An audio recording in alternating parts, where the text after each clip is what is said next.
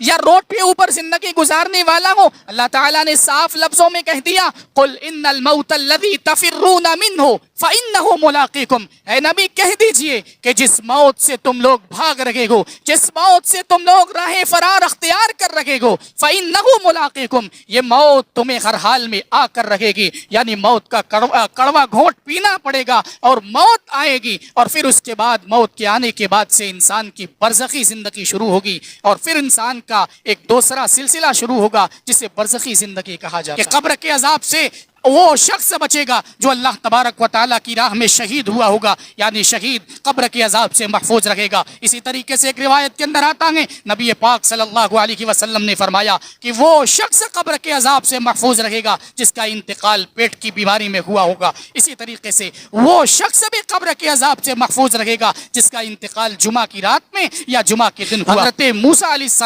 السلام کے پاس موت کا فرشتہ گیا، حضرت موسیٰ علیہ السلام نے موت کے فرشتے کو گھونسا مارا، اس کی آنکھ پھوٹ گئی، وہ اللہ تبارک و تعالیٰ کے پاس واپس گیا اور واپس جا کر شکایت کرتا ہے اے رب ذوالجلال ارسلتنی الی عبد لا یرید الموت، اے پروردگارہ تو نے مجھے اس بندے کے پاس بھیجا جو موت کا خواہش مند نہیں، جو موت کو نہیں چاہتا ہے۔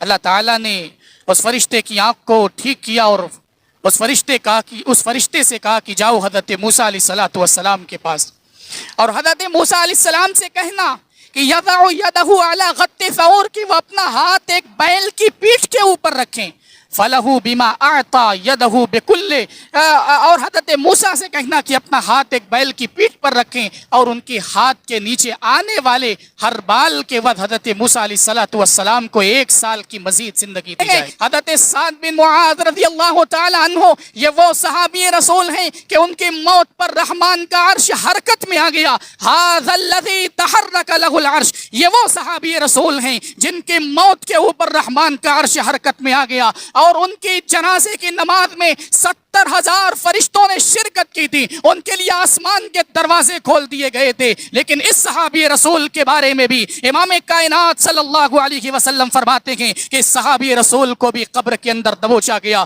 ثم فرج عنہ، پھر قبر ان کے لیے کشادہ ہو گئی۔ اللہ کے نبی فرماتے ہیں اگر قبر کسی کو دبوچنے سے بچتی، اگر قبر ایسا ہوتا کہ کسی کو نہ دبوچتی، اگر قبر کے دبوچے جانے سے کوئی محفوظ رکھتا تو اللہ کے نبی نے فرمایا لنجا منہ سعد بن معاذ، تو سعد بن معاذ رضی اللہ تعالیٰ عنہ اس سے بچ جاتا۔ نستعینہ ونستغفرہ ونعوذ باللہ من شرور انفسنا ومن سیئات اعمالنا، من يهده الله فلا مضل له ومن يضلله فلا هادي له، واشهد ان لا اله الا الله وحده لا شريك له، واشهد ان محمدا عبده ورسوله، يا ايها الذين آمنوا اتقوا الله حق تقاته ولا تموتن الا وانتم مسلمون، يا أيها الناس اتقوا ربكم الذي خلقكم من نفس واحدة وخلق منها زوجها وبث منهما رجالا كثيرا ونساء، واتقوا الله الذي تساءلون به والأرحام إن الله كان عليكم رقيبا، يا أيها الذين آمنوا اتقوا الله وقولوا قولا سديدا يصلح لكم أعمالكم ويغفر لكم ذنوبكم، ومن يطع الله ورسوله فقد فاز فوزا عظيما، أما بعد فإن خير الحديث كتاب الله، وخير الهدي هدي محمد صلى الله عليه وسلم، وشر الأمور محدثاتها وكل محدثة بدعة وكل بدعة ضلالة وكل ضلالة في النار۔ أعوذ بالله من الشيطان الرجيم، بسم الله الرحمن الرحيم، النار يعرضون عليها غدوا وعشيا ويوم تقوم الساعة أدخلوا آل فرعون أشد العذاب، رب اشرح لي صدري ويسر لي أمري واحلل عقدة من لساني يفقهوا قولي، سبحانك لا علم لنا إلا ما علمتنا إنك أنت العليم الحكيم رب يسر ولا تعسر وتمم بالخير وبك نستعين يا فتاح رب زدني علما آمين. حاضرین جمعہ، دینی اور ملی بھائیوں،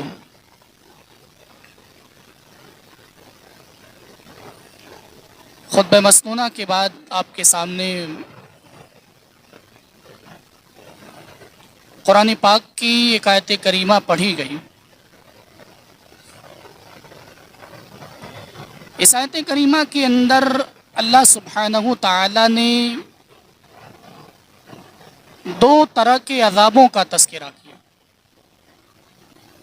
اللہ نے فرمایا کہ النار یعرضون علیہا غدوا وعشیا، کہ آگ ہے جو ان کے اوپر صبح اور شام پیش کی جاتی ہے. پھر اللہ نے کہا کہ وَيَوْمَ تَقُومُ السَّاعَةُ، اور جس دن قیامت قائم کی جائے گی تو اللہ تعالیٰ حکم دے گا ادخلوا آل فرعون اشد العذاب، کی آل فرعون کو سخت عذاب کے اندر ڈال دو. اس آیت کریمہ کے اندر اللہ سبحانہ تعالیٰ نے دو عذابوں کا تذکرہ کیا. ایک عذاب قیامت سے پہلے اور ایک عذاب قیامت کے دن. اب سوال پیدا ہوتا ہے کہ قیامت سے پہلے کون سا عذاب ہوتا ہے؟ قیامت سے پہلے کی زندگی یہ وہ زندگی کہی جاتی ہے جو انسان کے مرنے کے بعد سے شروع ہوتی ہے، جسے برزخی زندگی کہا جاتا ہے.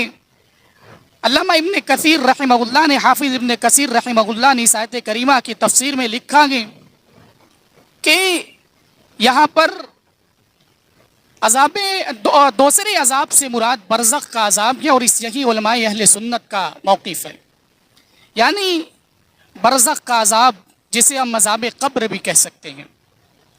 ہم سب اس بات کے اوپر ایمان رکھتے ہیں، ہمارا اس بات کے اوپر عقیدہ ہے کہ ایک دن ہمیں اس دنیا کو چھوڑ کر جانا ہے. کون بادشاہ، کون فقیر، کون غلام، کون محل کے اندر رہنے والا، کون شاہانہ زندگی بسر کرنے والا، ایک دن سب کو یہ دنیا چھوڑ کر جانی ہے. اللہ کے نبی اللہ تبارک و تعالیٰ نے قرآن کے اندر فرمایا کل نفس ذائقۃ الموت، کہ ہر نفس کو موت کا ذائقہ چکھنا ہے. بلکہ صحیح بخاری کی روایت کے اندر آتا ہے کہ اللہ کے نبی حضرت موسیٰ علیہ السلام کے پاس موت کا فرشتہ گیا. حضرت موسیٰ علیہ السلام نے موت کے فرشتے کو گھونسا مارا، اس کی آنکھ پھوٹ گئی.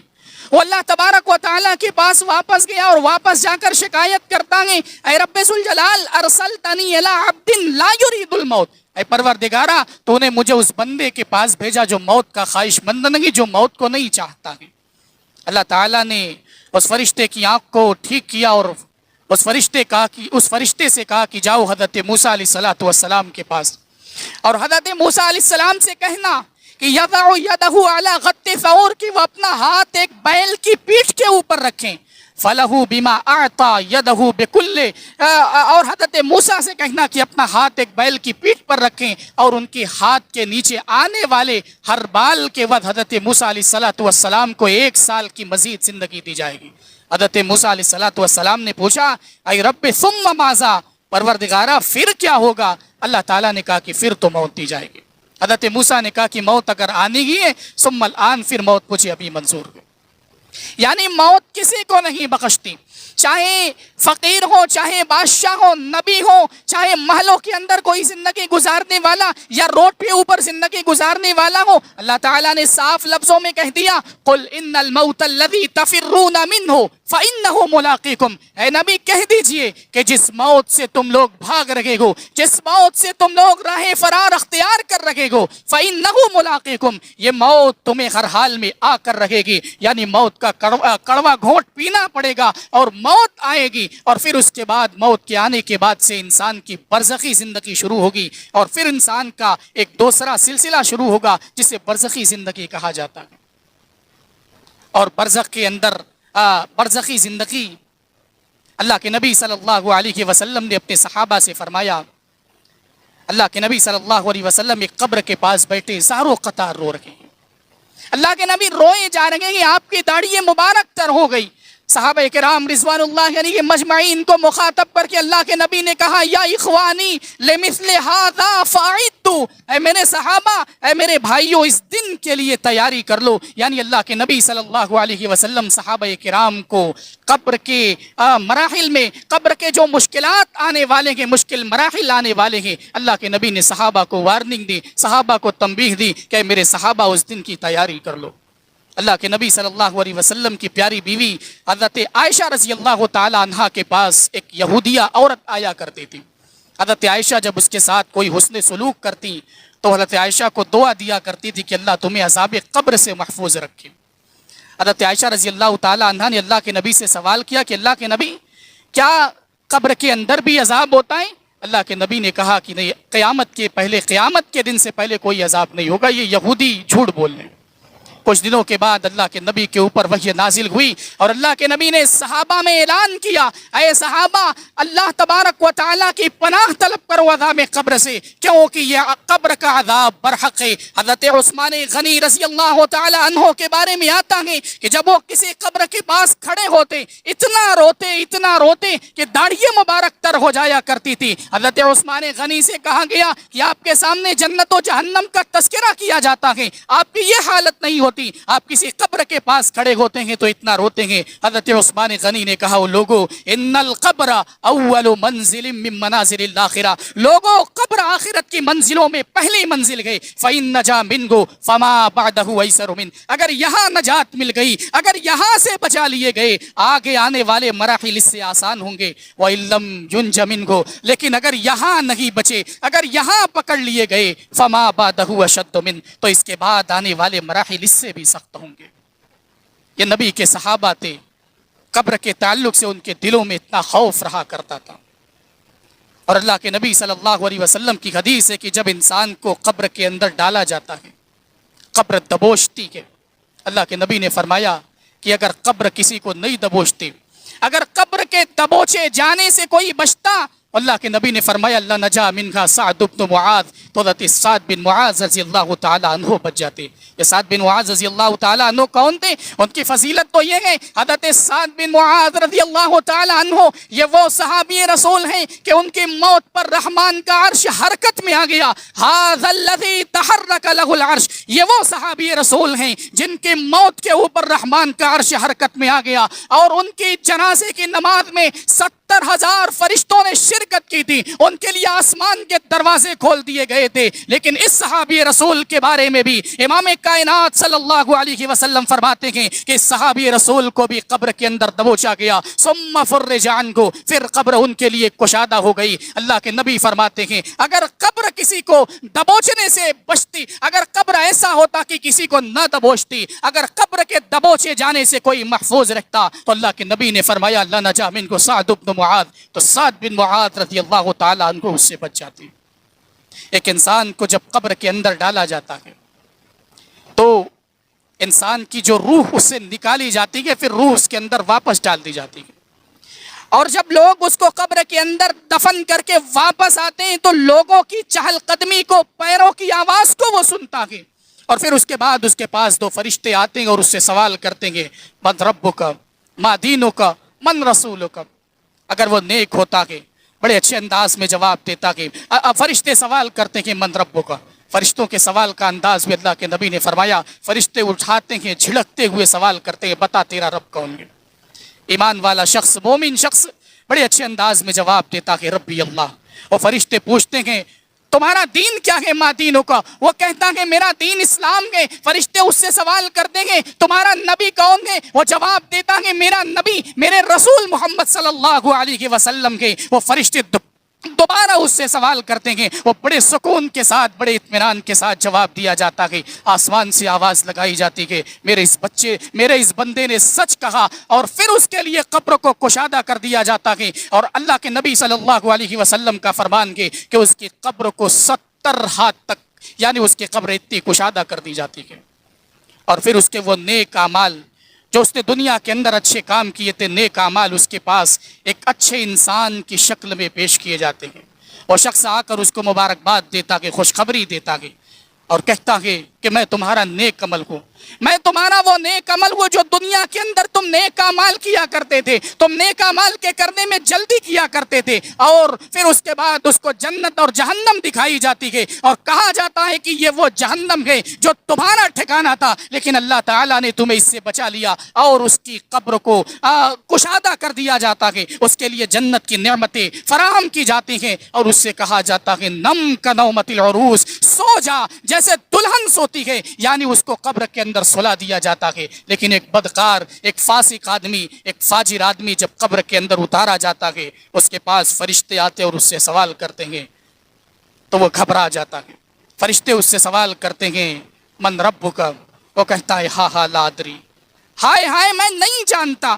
اس سے پوچھا جاتا ہے تمہارا دین کیا ہے، وہ کہتا ہے میں نہیں جانتا۔ اس سے پوچھا جاتا ہے تمہارا رسول کون ہے، وہ کہتا ہے میں نہیں جانتا۔ بتایا جاتا ہے کہ تمہارے رسول محمد صلی اللہ علیہ وسلم ہے، وہ کہتا ہے کہ ہاں میں نے ان کے بارے میں دنیا کے اندر سنا تھا۔ اور آسمان سے آواز لگائی جاتی ہے کہ یہ جھوٹ بول لگا کے اور اس کے لیے جہنم کا بستر لگا دو، جہنمی لباس اسے پہنا دو، اور اس کی قبر کو دبایا جاتا ہے، اور ایسا دبایا جاتا ہے کہ اس کی پسلیاں باہم مل جاتی ہیں، وہ چیختا ہے، چلاتا ہے، اور پھر اس کے بعد اس کا وہ برا عمل جو اس نے دنیا کے اندر کیا تھا، جو برے اعمال اس نے دنیا کے اندر کیے تھے، اس کے برے اعمال ایک بدصورت شکل میں، ایک بدنما شکل میں اس کے پاس پیش کیے جاتے ہیں۔ وہ آ کر کہتا ہے میں تمہارا بد عمل ہوں، میں تمہارا وہ برا عمل ہوں جو تم نے دنیا کے اندر کیا تھا، تم نے نیک اعمال کے کرنے میں دیری کی، تم نے برا اعمال کرنے میں جلدی کی گئی، میں تمہارا وہ برا عمل ہوں جو تم دنیا کے اندر کیا کرتے تھے۔ اور پھر اس کے اوپر ایسے فرشتوں کو مقرر کیا جاتا ہے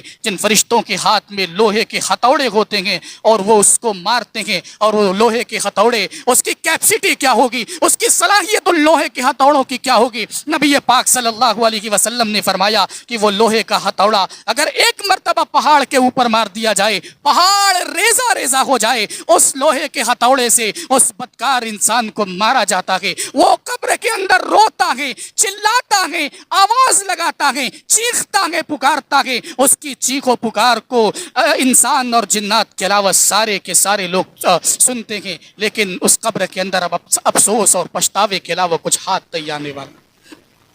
اسی لیے نبی پاک صلی اللہ علیہ وسلم نے ہمیں اس بات کی تلقین کی گئی کہ عذاب قبر سے بچنے کی کوشش کریں، ایسے اعمال کی طرف سبقت کریں جو اعمال ہمیں عذاب قبر سے بچائیں۔ لیکن آج ہماری یہ حالت ہے کہ آج ہم ایسے اعمال کی طرف سبقت کرتے ہیں جو اعمال عذاب قبر کا سبب بننے والے ہیں۔ اللہ کے نبی صلی اللہ علیہ وسلم کی حدیث ہے، صحیح بخاری کی روایت، اللہ کے نبی صلی اللہ علیہ وسلم کا گزر دو قبروں کے پاس سے ہوا۔ مر النبی صلی اللہ علیہ وسلم بقبرین، اللہ کے نبی کا گزر دو قبروں کے پاس سے ہوا۔ اللہ کے نبی صلی اللہ علیہ وسلم نے فرمایا انہما لیعذبان، یہ دو قبر والے، ان دونوں قبر والوں کو عذاب دیا جا رہا۔ اللہ کے نبی نے فرمایا اور عذاب کسی بڑے گناہ کی وجہ سے نہیں دیا جا رہا، وما یعذبان فی کبیر، کسی بڑے گناہ کی وجہ سے عذاب نہیں دیا جا رہا۔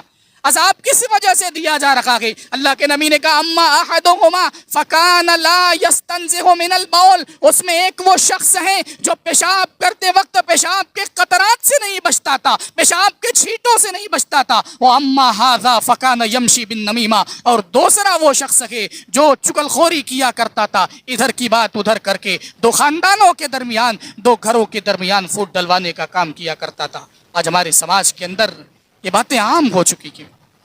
آج ہم یہ سمجھتے ہیں ادھر کی بات ادھر کر کے دو خاندانوں کے درمیان فوٹ ڈلوانا، دو بھائیوں کو لڑانا، دو دوستوں کو لڑانا، آج ہم ایسا کرنے کے بعد بڑا فخر محسوس کرتے ہیں۔ آج ہمارے سماج کی یہ حالت ہو چکی ہے، ہم کسی کو نیچا ثابت کرنے کے لیے، کسی کو کمتر ثابت کرنے کے لیے اس کی برائیوں کو اجاگر کرتے ہیں۔ ارے فلاں شخص وہ ایسا ہے ویسا ہے، تاکہ سماج کے اندر اس کی عزت ختم ہو جائے۔ آج حالت یہ ہے اپنے مسلمان بھائی کو کمتر ثابت کرنے کے لیے، اسے سماج کے اندر ذلیل کرنے کے لیے، اسے سماج کے اندر رسوا کرنے کے لیے ہم اپنی جانب سے الزامات گڑھ لیتے ہیں. ارے فلاں شخص بد کردار ہے، فلاں شخص ایسا ہے، وہ حق مارنے والا ہے، وہ پیسے کھانے والا ہے، وہ لوگوں کے حقوق کو پامال کرنے والا ہے. ہم اس کے بارے میں ایسے تبصرے کرتے ہیں تاکہ سماج کے اندر اس کا قد نیچا ہو جائے، سماج کے اندر لوگوں کی نگاہ میں وہ ذلیل ہو جائے. اللہ کے نبی صلی اللہ علیہ وسلم نے فرمایا تھا ایسے یہ وہ گناہ ہیں جن گناہوں کی وجہ سے برزخ کے اندر اسے عذاب دیا جائے گا. یہ برزخی زندگی اگر سکون سے گزارنی ہے تو یہ وہ اعمال جنہیں ہم معمولی سمجھتے ہیں، وہ گناہ جنہیں ہم معمولی سمجھتے ہیں، ان گناہوں سے بچنا ہوگا. اللہ کے نبی صلی اللہ علیہ وسلم کو معراج کرائی گئی. اللہ کے نبی صلی اللہ علیہ وسلم نے دیکھا کچھ لوگوں کے ناخن تانبے کے ہیں اور وہ ان ناخنوں کے ذریعے اپنے چہروں کو، اپنے سینوں کو نوچ رہے ہیں. اللہ کے نبی صلی اللہ علیہ وسلم نے حضرت جبرائیل علیہ السلام سے سوال کیا، جبرائیل علیہ السلام یہ کون لوگ ہیں؟ حضرت جبرائیل علیہ السلام نے کہا ہؤلاء الذین یاکلون لحوم الناس، یہ وہ لوگ ہیں جو دنیا میں لوگوں کے گوشت کھایا کرتے تھے.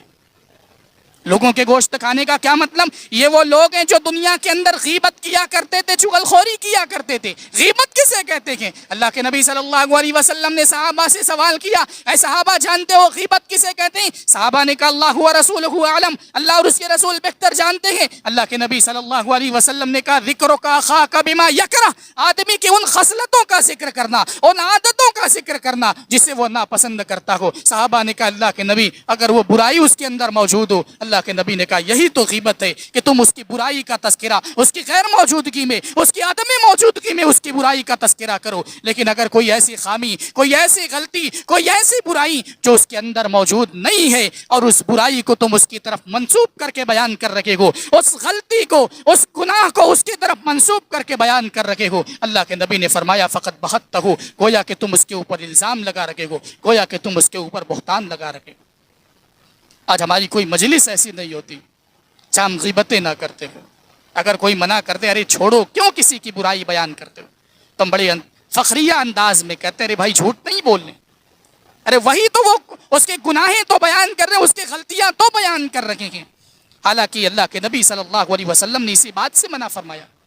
ہم دنیا کے اندر جس کی غیبت کر رہے ہیں، دنیا کے اندر جس کے عیوب کا پردہ ہم چاک کر رہے ہیں، دنیا کے اندر ہم جس کو ذلیل کرنے کی کوشش کر رہے ہیں، قیامت کے دن رب کے دربار میں آئے گا اور رب ذوالجلال سے شکایت کرے گا اور کہے گا رب ذوالجلال یہ دنیا کے اندر میرے عیوب کا پردہ چاک کر کے مجھے ذلیل کرنے کی کوشش کیا کرتا تھا، مجھے دنیا کے اندر بے عزت کرنے کی کوشش کیا کرتا تھا. اللہ رب العالمین اس شخص کو انصاف دلائے گا اور ہماری نیکیاں اٹھا کر کے اس شخص کے حصے میں ڈال دی جائیں گی، اور اگر ہمارے پاس نیکیاں نہ رہی تو پھر اس شخص کی گناہیں اٹھا کر کے ہمارے اوپر لاد دی جائیں گی اور پھر اس کے بعد ہمیں جہنم کے اندر ڈال دیا جائے گا. اللہ کے نبی نے ایک روایت کے اندر صحابہ سے پوچھا تھا اے صحابہ جانتے ہو مفلس کسے کہتے ہیں؟ صحابہ نے کہا اللہ و رسولہ. صحابہ نے کہا تھا اللہ کے نبی ہم تو مفلس اسی کو جانتے ہیں جس کے پاس نہ مال ہو نہ درہم ہو، یعنی جو قلاش ہو، فقیر ہو، محتاج ہو. اللہ کے نبی نے کہا نہیں میرے صحابہ، مفلس اسے نہیں کہتے ہیں. صحابہ نے کہا مفلس تو وہ ہیں المفلس من امتی یاتی یوم القیامہ بصلاۃ و زکاۃ. اللہ کے نبی نے فرمایا میری امت کا مفلس وہ ہے جو قیامت کے دن آئے گا، بڑی نیکیاں لے کر آئے گا، صوم و صلاۃ کا پابند ہوگا، نمازیں پڑھنے والا، روزے رکھنے والا، صدقہ و خیرات کرنے والا، لیکن حالت یہ ہوگی کسی کا حق مارا ہوگا، کسی پر بہتان لگایا ہوگا، کسی کو گالی دی ہوگی، کسی کے اوپر اس نے بھٹے تبصرے کیے ہوں گے، کسی کی زمین کو ہڑپ کے رکھا ہوگا، کسی کے مال کو اس نے ہڑپ لیا ہوگا. اللہ تبارک و تعالی قیامت کے دن انصاف دلائے گا اور اس کے کسی کے اوپر اس نے ظلم کیا ہوگا. سامنے سارے کے سارے لوگ اللہ کی عدالت میں موجود ہوں گے. کسی کو گالی دی انصاف دلایا جائے گا، نیکیاں اٹھا کر دی جائیں گی. کسی کے ساتھ اس نے برا سلوک کیا، کسی پر ظلم کیا، نیکیاں اٹھا کر دی جائیں گی یہاں تک کہ نیکیاں ختم ہو جائیں گی اور حصے دار بچے ہوں گے. پھر اللہ تبارک و تعالی اس کی ان حصے داروں کے گناہوں کو اٹھا کر اس کے حصے میں ڈال دے گا اور پھر اسے جہنم کے اندر ڈال دیا جائے گا. اللہ کے نبی نے فرمایا میری امت کا مفلس یہ شخص ہے. مگر بڑی افسوس کا مقام ہے آج ہمارے اندر یہ چیزیں سرایت کی ہوئی ہیں. آج ہم اس کو گناہ نہیں تصور کرتے. آج ہم اس قدر بے حس ہو چکے ہیں کہ گناہ کرتے ہوئے ہمیں احساس بھی نہیں ہوتا کہ روز قیامت اللہ تبارک و تعالیٰ کے سامنے ہمیں جواب بھی دینا. آج قبر کا مرحلہ یا قبر کی جب باتیں کی جاتی ہیں تو ہمیں ایسا لگتا ہے یہ کوئی قصہ ہے، کہانی ہے. ہم تصور نہیں کرتے کہ ایک دن وہ قبر کی وہ تاریک کوٹھری، وہ بچھونا، وہ مٹی کا بچھونا، وہ تاریک کوٹھری ایک دن ہمارا مسکن ہوگا. اس دن نہ تو ہمارے پاس مال ہوگا، نہ تو ہمارے پاس بیوی بچے ہوں گے، نہ ہمارے پاس کوئی اور دوسری چیز ہوگی سوائے ہمارے اعمال کے.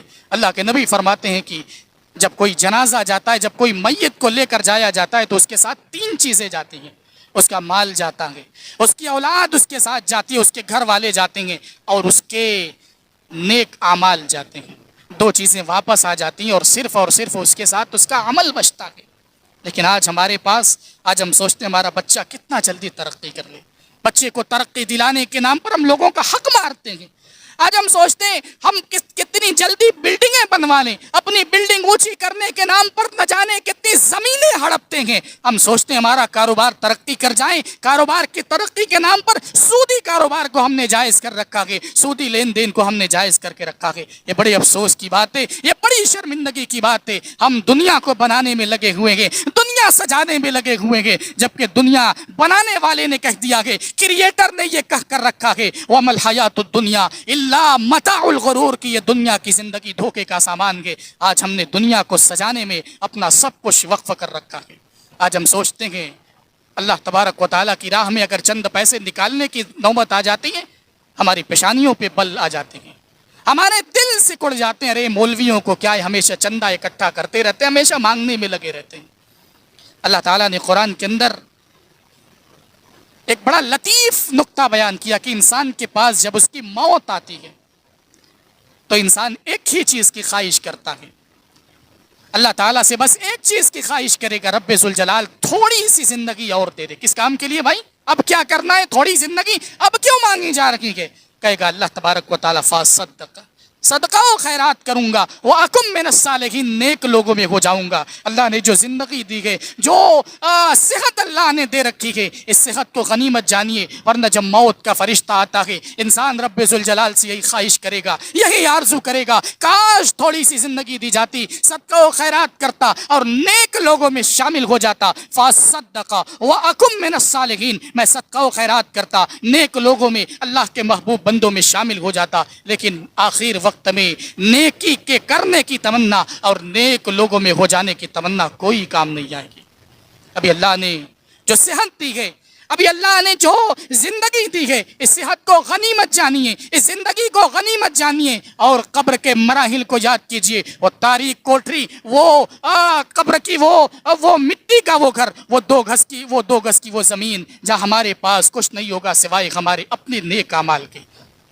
اللہ کے نبی صلی اللہ علیہ وسلم، ہمیں اللہ کے نبی نے دعا سکھائی ہے. ہم جب بھی نماز پڑھتے ہیں، نماز کے اندر یہ دعا ضرور پڑھتے ہیں، اللہم انی اعوذ بک من عذاب القبر، پروردگارا ہمیں تو اپنی پناہ میں لے لے عذاب قبر سے، رب ذوالجلال تو ہمیں بچا لے عذاب قبر سے، پروردگارا تو ہمیں اپنی پناہ میں لے لے. ہم ہر نماز کے اندر یہ دعا کرتے ہیں، اور اسی لیے اللہ کے نبی صلی اللہ علیہ وسلم نے مختلف مواقع پر صحابہ کرام رضوان اللہ علیہم اجمعین کو اس بات کی تاکید کی کہ وہ عذاب قبر سے بچنے کے لیے دعاؤں کا اہتمام کرے. بلکہ اللہ کے نبی صلی اللہ علیہ وسلم نے کچھ ایسے اعمال بھی بتلائے ہیں جن کے ذریعے ہم عذاب قبر سے بچنے کی کوشش کر سکتے ہیں، عذاب قبر سے بچ سکتے ہیں. اللہ کے نبی صلی اللہ علیہ وسلم کی حدیث ہے، حضرت عبداللہ بن مسعود رضی اللہ تعالیٰ عنہ فرماتے ہیں کہ جو شخص ہر رات روزانہ 30 آیات والی سورہ یعنی سورہ تبارک الذی بیدہ الملک کی تلاوت کرے گا، اللہ تبارک و تعالیٰ اسے قبر کے عذاب سے محفوظ رکھے گا.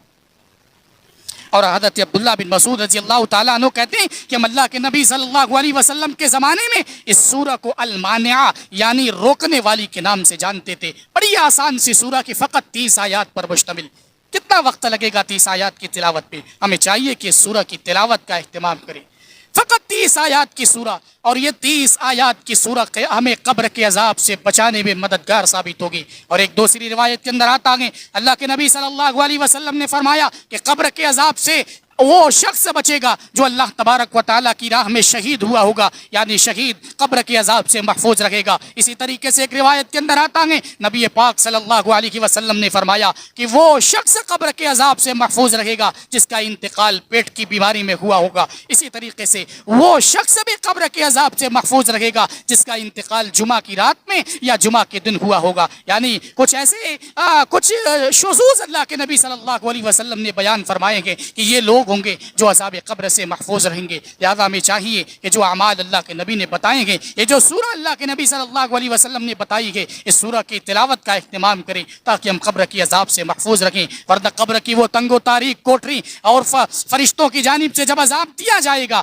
فرشتوں کے اللہ کے نبی صلی اللہ علیہ وسلم کا فرمان ہے کہ لولا اللہ کہ اگر مجھے یہ خدشہ نہ ہوتا کہ تم لوگ اپنے مردوں کو دفن کرنا چھوڑ دو تو میں اللہ تبارک و تعالیٰ سے دعا کرتا کہ وہ عذاب قبر کو انسانوں کے لیے بھی ظاہر کر دے۔ یعنی اللہ تعالیٰ کی رحمت اس کے اندر پوشیدہ ہے، اللہ کی یہ بڑی حکمت ہے، اللہ تعالیٰ نے عذاب قبر کو ہم سے چھپا کر رکھا ہے۔ اللہ کے نبی صلی اللہ علیہ وسلم فرماتے ہیں اگر مجھے یہ ڈر نہ ہوتا، یہ خدشہ نہ ہوتا کہ تم لوگ اپنے مردوں کو دفن کرنا چھوڑ دو گے تو میں اللہ تبارک و تعالیٰ سے دعا کرتا کہ وہ عذاب قبر کو ظاہر کر دے۔ اللہ تعالیٰ کی یہ بڑی حکمت ہے، اگر اللہ تعالیٰ عذاب قبر کو ظاہر کر دیتا ہم اپنے مردوں کو دفن کرنا چھوڑ دیتے۔ آج سماج کے اندر بہت سارے ایسے لوگ ہیں جنہیں ہم نیک سمجھتے ہیں، اچھا انسان سمجھتے ہیں، جب ایسے لوگ قبر کے اندر جائیں گے انہیں عذاب قبر میں مبتلا کیا جائے گا تو پھر ہمارے دلوں کے اندر ایک شک پیدا ہوگا۔ اسی طریقے سے بہت ساری حکمتیں ہیں، جن حکمتوں کی بنا پر اللہ تبارک و تعالیٰ نے عذاب قبر کو ہم سے مخفی رکھا ہے۔ مثال کے طور پر اگر کوئی ہمارا اپنا قبر کے اندر ڈالا جاتا، اسے قبر میں عذاب دیا جاتا، ہمیں بڑی تکلیف ہوتی۔ بے شمار حکمتیں ہیں جن حکمتوں کی وجہ سے اللہ تبارک و تعالیٰ نے قبر کے عذاب کو ہم سے مخفی رکھا ہے۔ اور اسی طریقے سے بعض لوگوں کے دلوں کے اندر یہ شکوک و شبہات پیدا ہوتے ہیں کہ کیا اگر کوئی شخص ایکسیڈنٹ کے اندر مر جائے، اس کی باڈی اس لائق نہ ہو کہ دفن کیا جائے، یا اگر کسی کی باڈی جلا کر ختم کر دی جائے، یا اگر کوئی غیر مسلم اپنی باڈی کو جلوا دیتا ہے تو کیا ایسے شخص کو قبر کا عذاب نہیں ہوگا؟ ہر ایسے شخص کو قبر کا عذاب دیا جائے گا، کیونکہ قبر کا عذاب جسم کے ساتھ نہیں بلکہ روح کے ساتھ ہے، اور جو شخص بھی عذاب کا مستحق ہوگا اللہ رب العالمین اس کو عذاب دے گا، اور اللہ تبارک و تعالی ہر چیز کے اوپر قادر ہے، وہ جیسے چاہے اس کو عذاب دے۔ لہذا ہمیں چاہیے کہ ہم اپنی زندگی کو غنیمت جانیں اور ایسے اعمال کو، ایسے نیک اعمال کی طرف سبقت کریں جو اعمال ہمیں قیامت کے دن، جن اعمال پر عمل کر کے ہمیں قیامت کے دن خوشی کا سامنا ہو، نہ کہ ایسے اعمال کریں، نہ کہ ایسے گناہوں کی میں اپنے آپ کو ملوث کریں جن گناہوں کی وجہ سے ہمیں روز قیامت افسوس کا سامنا کرنا پڑے۔ آئیے دعا کرتے ہیں رب ذوالجلال ہمیں زیادہ سے زیادہ نیک اعمال کے کرنے کی توفیق دے۔ رب ذوالجلال ہمیں ایسے اعمال کی توفیق دے جن اعمال کی وجہ سے، جن اعمال کی بنا پر ہم جہنم کے عذاب سے اور قبر کے عذاب سے بچ سکیں۔ رب ذوالجلال ہمیں جو مسلمان بیمار ہیں انہیں شفائے کاملہ عاجلہ عطا فرما۔ رب ذوالجلال جو مقروض ہیں ان کے قرض کی ادائیگی کی کوئی سبیل پیدا فرما۔ رب ذوالجلال جب تک دنیا میں زندہ رکھ، ایمان پر اور اسلام پر زندہ رکھ، الہی خاتمہ ہو تو خاتمہ بالخیر ہو، آمین۔ وآخر